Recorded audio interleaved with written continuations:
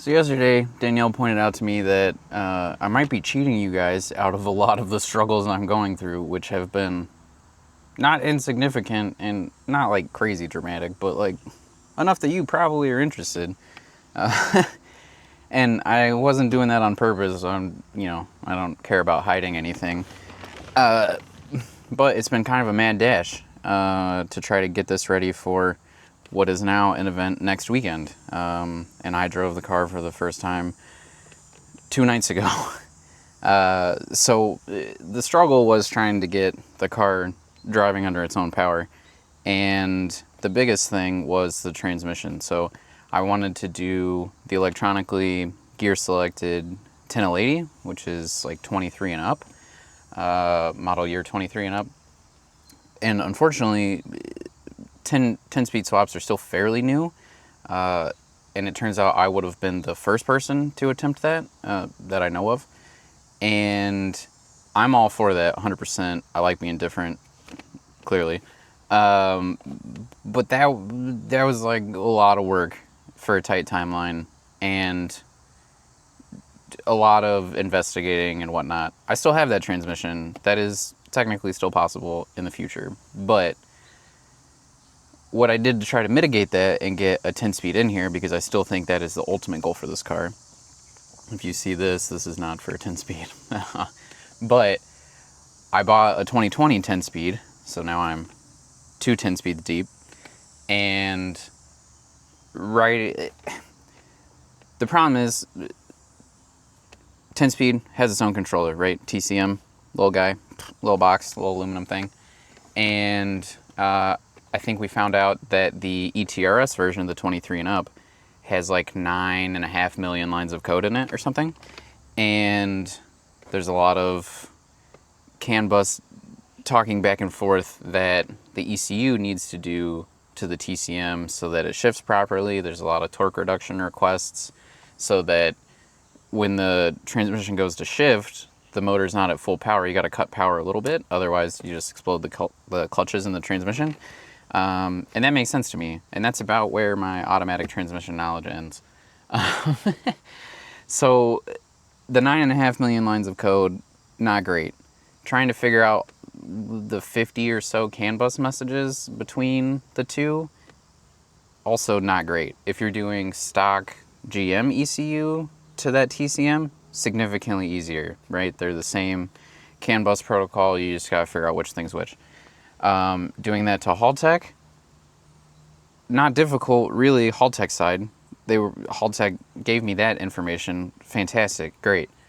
Worked with a couple people to try to figure out the best way to implement that CAN bus going back and forth, using what's known as a CAN gateway. This is fairly new to me. I don't know all this crap. I don't speak CAN bus. I don't know how to write code for it, but I'm gonna have to learn. So essentially what happened is I was working with one person. They were gonna help me out, and I bought their CAN gateway. They were gonna write the firmware to talk back and forth, and we were gonna develop it back and forth, whatever. Haltech was giving me a bunch of information for that. Unfortunately, that person's working on other vehicles. They're doing some Holly ones right now, and so that timeline just didn't work out.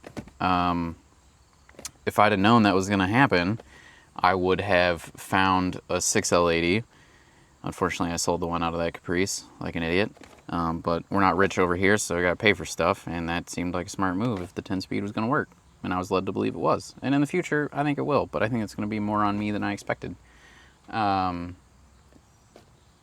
So I would have put a 6L80 back in here, or a 4L80, or literally anything.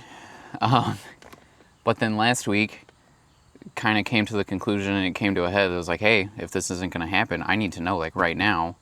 Otherwise, this wagon's not going to make it to this event. And I don't want to build a car and make this, video series and share this with everybody if this isn't going to happen. It's just not as exciting for me. And honestly, I'd make it to that event in the Tahoe, and it would just be super depressing. So what's happening now is this is a bit of a hot dog in a hallway, super old B&M shifter that is currently connected to a Manually shifted reverse valve body turbo 400. My buddy Lance was kind enough to help me out with this so that I could get the car running and driving. And essentially, I went and picked up this turbo 400 from him. He gave me a couple shifters to choose from that he just had on the shelf to try to swap in here to see if I could get something working. Technically, this B&M does work, except it's so sloppy, and this is just how they are. That's not on anybody, and I've tried to tighten it. It's just not going to happen. It's hard to tell what gear it's in. So I got another shifter, and what I'm going to do today is swap that out so that it's easier to drive and I know what gear I'm in. But swapping the Turbo 400 and taking the second 10-speed out, not difficult at all. Turbo 400 went in, great, no problem. It's smaller, it fits. That Turbo 400 is rated to 1,300 horsepower. All I had to do was bolt it on, fill it up with fluid. There's one wire that goes to it for the trans brake, which I have to use to go into reverse, which is kind of funny. And I had to have a new drive shaft made, which is really unfortunate because I had a custom drive shaft made for the 10-speed. Thankfully, they used the same slip yoke in the back of the transmission, so all they did was cut the ends off of my drive shaft. I think it's like 3 inches longer for the Turbo 400 one, so that's in. Clearly, I've driven the car. That works. Turbo 400, I'm not going to say it's great. It's 100% functional, but because it's a 3-speed, the final drive is 1-to-1. So on the highway, if you want to do 70, the motor's spinning at 3,000 RPM. That's a lot. And if it's hot, it's August, coolant temp starts to go up. So this 5-hour trip to Indy is probably going to be about 65 miles an hour, which I thought we were going to make this trip a little bit quicker by just having the wagon and packing it full of crap instead of having the 6x12 enclosed trailer that I tow behind the Tahoe normally, at also about 65 miles an hour. But hopefully it'll be a little more comfortable. It'll certainly be cooler looking. But again, I need to make it a little more drivable. There's a couple little touches I need to do. And if you can see here, let me go down here. This is a Crown Royal bag because I didn't have a shift boot or anything when I put this in here, and none of this is really attached. But I didn't want to permanently cut up the the center console and whatnot and the transmission tunnel, because the Turbo 400 is not staying in here. It was lent to me as a very nice gesture from my buddy Lance. And then I'll have it gone through and cleaned up before I give it back to him. But it's really to get me to the event, and I'll probably drive on it for a month or so afterwards while figure out what to do about the transmission. So this was a crappy, it's broken now, 3D printed shifter trim that I offer. It was just a spare because it didn't print very well and I never threw it away, which is convenient, so I used it for this. But that being said, because I have this model, I'm going to make it a little bit nicer for the new shifter I have, because the new shifter is significantly nicer, also from Lance.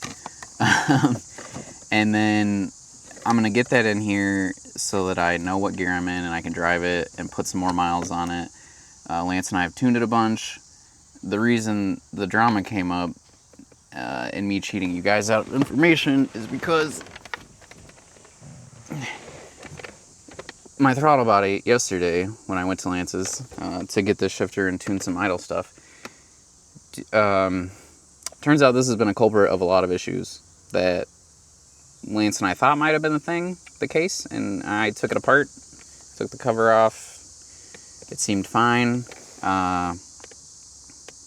It sometimes worked, and then I went to close the hood and leave his place, and the car just shut off just from me closing the hood. And so I think there's something wrong in the gearbox in here, the board, whatever, I don't know. I tried to tumble it in just dry walnut media to, clean it up a little bit. That's why it's kind of shiny and not 100% corroded, but it's still gross. And that was at 9 p.m. last night. I think I got to Lance's at 6. He had another one, because of course he did. And so we swapped it there. I pulled the, intake off and swapped the throttle body, it immediately did what we were trying to command it to do in the Haltech software. So this is really dumb. Transmission, I could have had this in here a month ago. I could have had something else in here and been working on that. But the Wagon runs, it drives. Lance's place is an hour from here, so I drove 2 hours yesterday. No real problems. So let me get the new shifter in. Stop talking so much. And clean it up. Put the rest of the center console back together. And then hopefully I'm going to take Danielle to dinner tonight. Because when we do something cool, we like to celebrate, right? Like, who doesn't? And so we're going to go get dinner. And then I think she just sent me an Instagram reel about some ice cream from our favorite ice cream place. We'll probably go there. But I want to take this. So, shifter, 3D printed trim. Shift boot, maybe, but I need to seal the trans tunnel because yesterday my legs were super hot. I had some foam down there, and that's not enough. And it was a temporary setup, but whatever. So I'm going to do all that. I need to wash the car because it's just been sitting in the garage, and then the front clip was in the shed, just like gross outside. And I need to cut some decals for its first car show tomorrow. It's just a Cars and Coffee, apparently going to be pretty big, maybe not, I don't know. But I'm going to meet some buddies there, and it should be a good time. So I want to make sure it looks the part, represents me the way I want to be, you know, represented kind of thing. And honestly, as long as it's running and driving, that's pretty much how pretty much equivalent. But I think the decals will be good, and they'll be good for next weekend, Labor Day, for the event. So I'm going to tear this all apart again. Start making a bracket, weld it up, bolt in that new shifter, adjust it a bunch of times underneath, and let it rip. So you might be thinking to yourself, Zach, is this another Haltech unboxing video? And no, it's not. It's just me telling you about a very expensive mistake I made. As you can see, there's no ECU here right now. And that's because I fried it. Pretty big mistake on my part. So Friday, I got the new shifter in. It works, it's great. I moved it back and forth in the driveway, whatever, awesome. The other big thing I wanted to try to get working was my speedometer. I just didn't have vehicle speed hooked up yet. I was trying to pull the speed sensor from this ABS wheel speed sensor on this side. And when I was hooking it up, I have those like test lead wires that have alligator clips on both ends, so you can kind of, you know, probe stuff and whatever. And I had jumped battery 12 volts to something a minute ago, and the 12 volt, you know, clip-on part was pretty hidden. And I was like, oh, I need to jump to sensor ground now. And I grabbed that same test lead, not thinking about it still being hooked up to 12 volts. And I touched it to sensor ground. And when I say sensor ground, I don't just mean ground to the chassis for the ECU. I mean the sensor ground that goes to every single sensor on the motor through Haltech. It's the one wire you can't do that with. And of course, that was Friday at like 4:55 p.m. So basically nothing I could do to get a replacement for the weekend when I was planning on putting a bunch of miles on this, taking it to a couple Cars and Coffees and getting it out and trying to actually, you know, make sure it's good to go for this coming weekend. That didn't happen. Instead, I overnighted my ECU to Haltech so that they could try and repair it, maybe send me a loaner in the meantime. A little bit of wishful thinking. They don't warranty negligence, which is 100% what it was, because that was my fault, 100%. As much as I wish it wasn't, it was. And of course, I did it at the worst possible time, really. So I feel pretty bad because I also called them probably like 15 times yesterday, trying to get a hold of the people that handle my sponsorship, and then also trying to get a hold of the repairs department. I went back and forth a bunch of times, trying to figure out the best solution. Pretty unlikely that my other Rebel is salvageable. Just because that's a pretty big no-no. Don't do that. However, they're going to send it off to Australia for potential repair. And so I might get that one back for, whatever the repair cost is. Pretty minimal compared to buying another one, which is what I had to do. So, you might think I'm putting this in here all willy-nilly with these battery terminals here, but the battery in the back is disconnected in the back of the car, so I'm being smarter this time. And, yeah, so now it's Tuesday morning. I paid a lot of money to have it shipped overnight with early AM guaranteed delivery. He dropped it off maybe 5 minutes ago. And now I'm going to put it back in, clearly. Update the firmware, relearn the TPS on the throttle body, and upload my last tune. And then I'm going to go drive the crap out of it and hopefully prove that it's good enough to drive 5 hours to Indianapolis on Friday. So, I was planning on doing a YouTube video and whatnot, but your boy does not have time to do that and test and make sure that this thing is as reliable as I need it to be. If it was just me going, maybe send it. With Danielle in the car with me, 5-hour trip, no chance, man. She's super supportive, which is fantastic. She's like enough to support me doing this and running the business, all while we get married in 5 weekends from now. But I don't think she'd be very happy to make it halfway between Detroit and Indianapolis and then get stuck in the middle of a cornfield